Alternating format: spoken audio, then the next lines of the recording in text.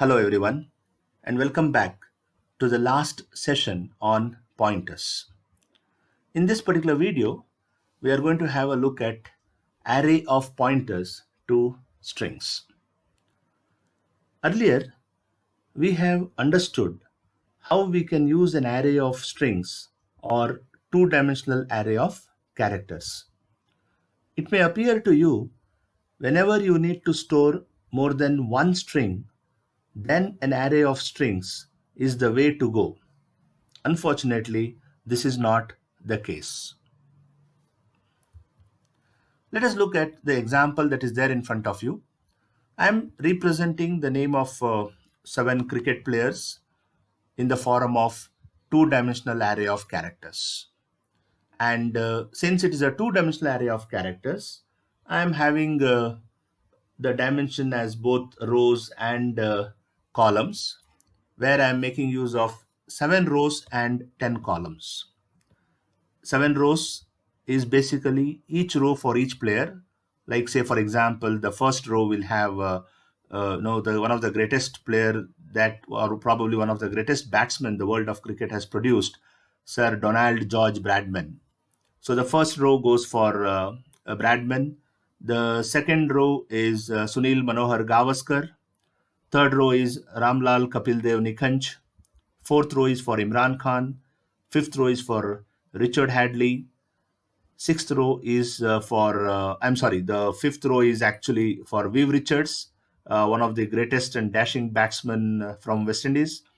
The greatest all-time all-rounder in the world of cricket, Sir Garfield Sobers, is there in the sixth row, and New Zealand all-time great all-rounder Richard Hadley.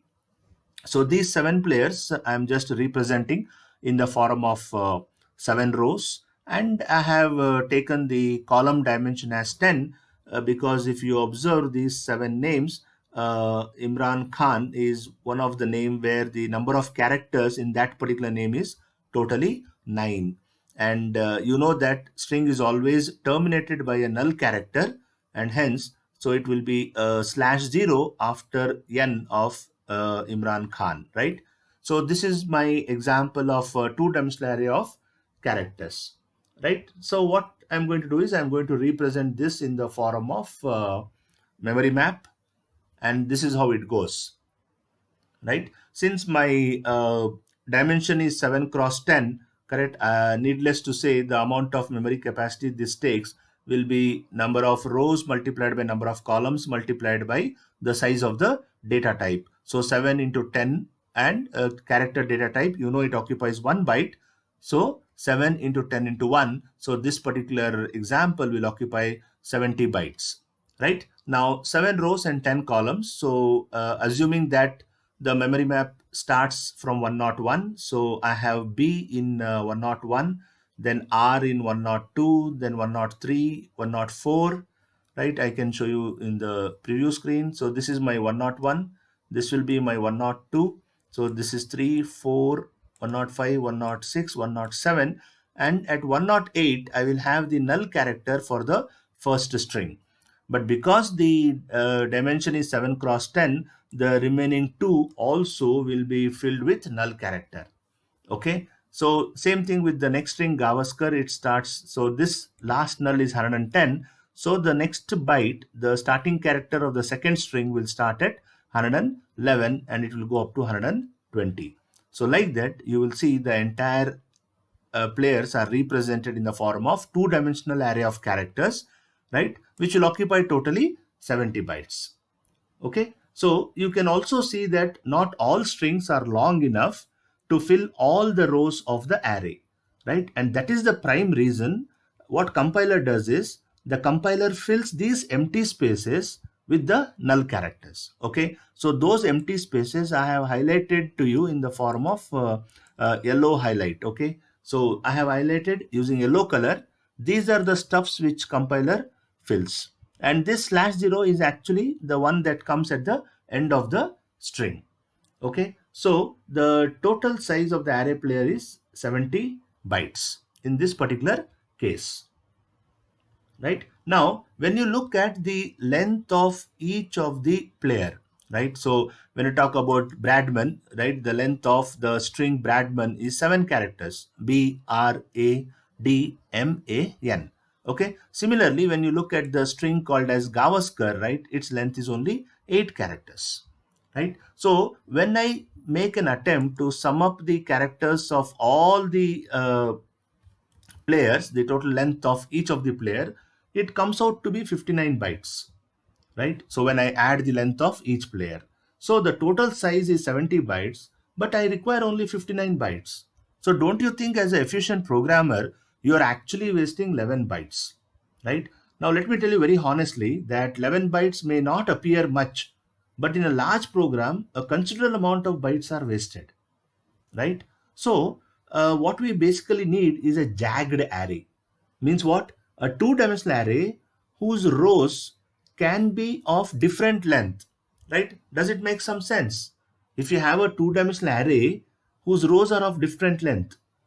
So the beauty of this particular programming language is that C does not provide jagged arrays, but we can simulate them using an array of pointers to strings, right? We can simulate them using an array of pointers to strings. How do I do that? Now this is what array of pointers to strings all about. That's the beauty of it. This is how we'll end up declaring and initializing an array of pointers to strings. Watch out very carefully. I have the storage class static followed by the data type called as char followed by star players. That is what is called as array of pointers to strings. Let me tell you, this is an array, correct? This is an array of pointers. So this star is a pointer to strings, couple of strings. So this is what is called as array of pointers to strings. Now here, let me interpret this entire slide. Players, right? Players is actually an array of pointers to strings, right?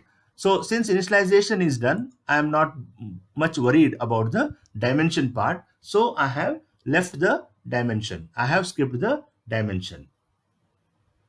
Now, it is important to note that each element of this array players is a string literal, okay? And hence, a string literal points to the base address of the first character, okay? Since it's a string literal, it will point to the base address of the first character, right? Now, let us see how this is represented in the form of a memory map. Have a look at it. So I have kept the same base address of an array. So I have address 101 where the first string Bradman starts. Okay. So now what happens? Since it is an array of pointers to strings, there is not going to be any wastage of memory capacity. And hence what happens? This is my 101, then this is 102, this is 103, 104, 105, 106, 107. And the null character of the first string is at address 108. Okay, is at address 108. And hence what happens? Immediately after address 108, right, in 109, you will have the starting character of the second string.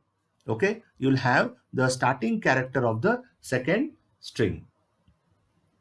And that is what we say that each element of this particular array is a string literal. Okay, and since a string literal points to the base address of the first character, the base type of each element is a pointer to a character.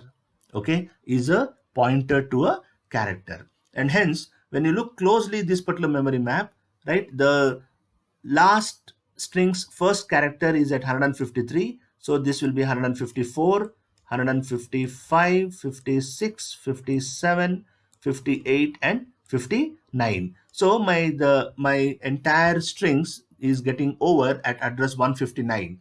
So the addresses all the way from 101 to 159 is actually totally 59 bytes. Now let us have a comparative study. In two-dimensional array of characters, the total amount of memory capacity occupied was 70, whereas in array of pointers to strings, it is 59, right? So this is how we can say that using arrays of pointers to strings will always land up reducing the memory capacity, or it reduces the memory space.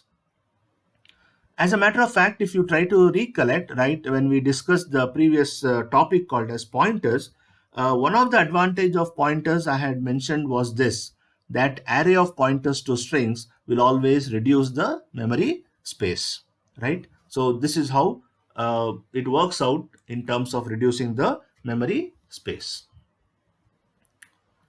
Also, you note here that the zeroth element of ARR of 0, right? So ARR of 0 is actually the zeroth element, which is at address 101, that is capital B, right?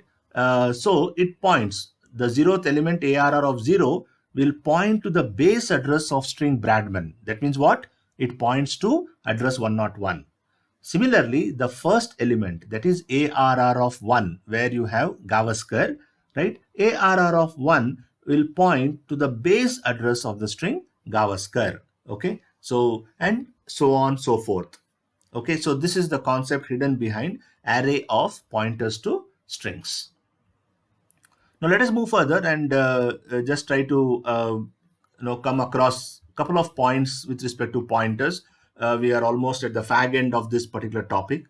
The advantages of pointers, definitely you will appreciate this as and when you proceed further in your career of computer science, because the entire pointers, you will see lot of usage of this particular pointers in upcoming semester subjects like data structures and analysis and design of algorithms. So couple of advantages I have posted in front of you. Pointers provide direct access to memory. It provides a way to return more than one value to the functions. It reduces the storage space and complexity of the program. It reduces the execution time of the program. It provides an alternate way to access array elements.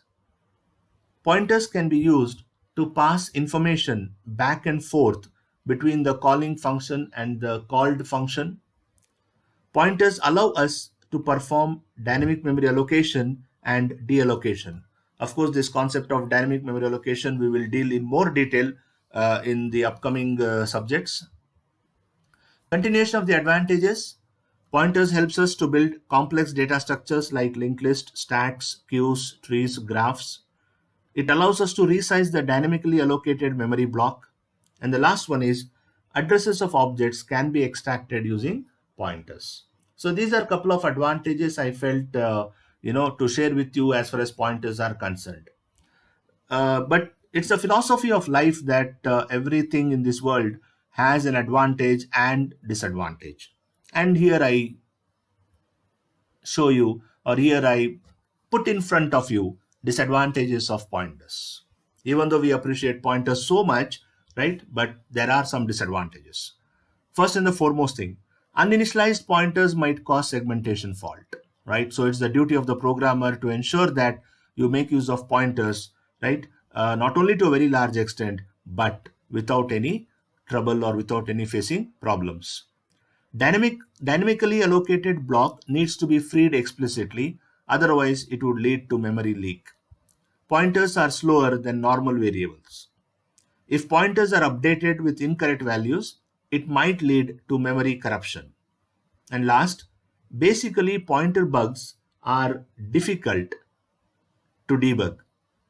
It's programmers' responsibility to use pointers effectively and correctly. Top 20 C pointer mistakes. Probably you'll be surprised as to what is this particular slide all about, right?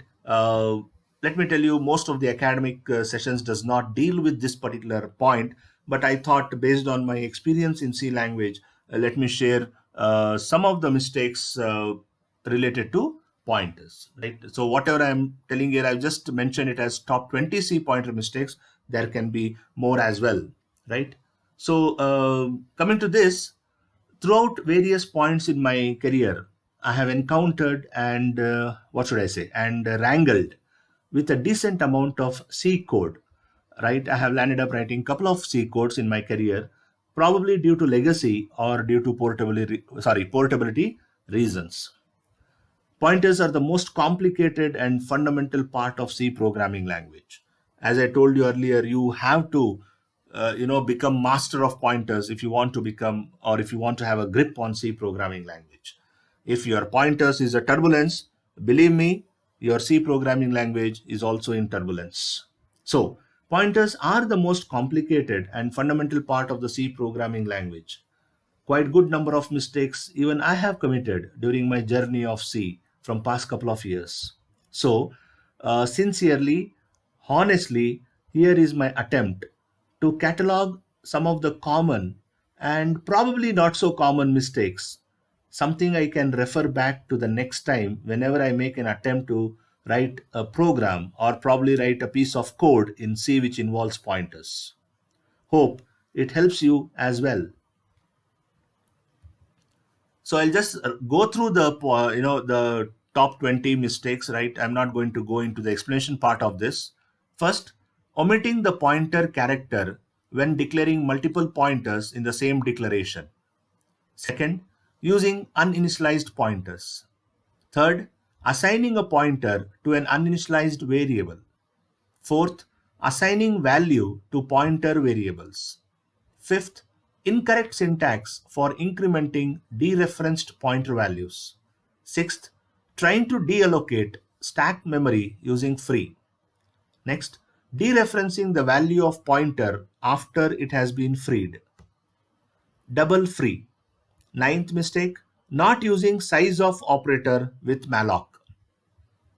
10th, using a pointer and size of to determine the size of an array. Creating garbage objects using C pointers. Not understanding the difference between shallow copy and deep copy.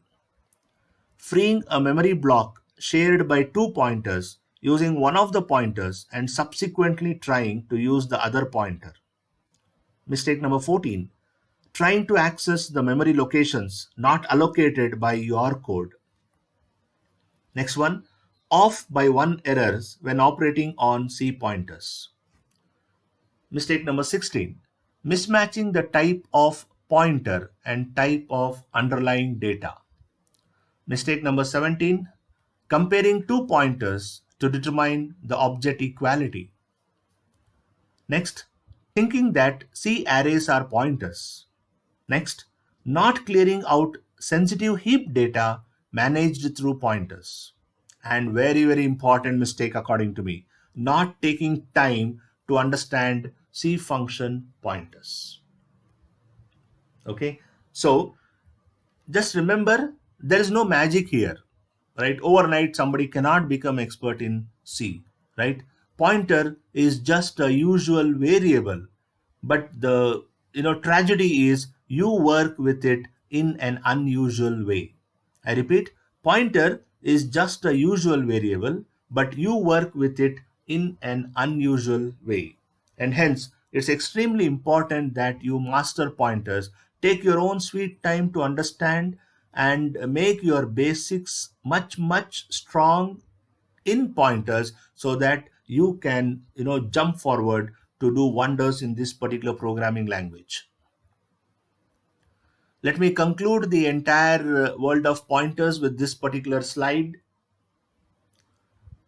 As I have told you, that C is not only the powerful language, or C is the most important language, but let me also reiterate once again that C is one of the oldest languages in use today, and pointers forms the heart and soul of C. Pointers open acres and acres of land for you to explore.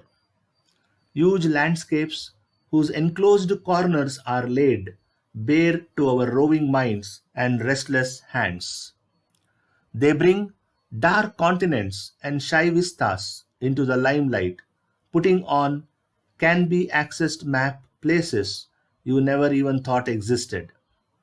Pointers are not only useful for writing production quality code, but I feel they are also useful for understanding the concepts behind so-called self-referential data structures like linked list and binary trees. Of course, you are going to have a look at it at a later stage of your education career. Even if you're working in a high level language like probably Java or C sharp, an object is essentially a pointer. So, my dear friends, study pointers well, because not only from the academic point of view, let me tell you very honestly, they keep showing up in coding interviews and tech screens. Good luck. Now that brings us to another crossroads. We have explored the highways as well as little by lanes in the vast domain of pointers. We have got a solid grounding in the basic concepts of pointers. Now let's branch off to a new chapter: structures.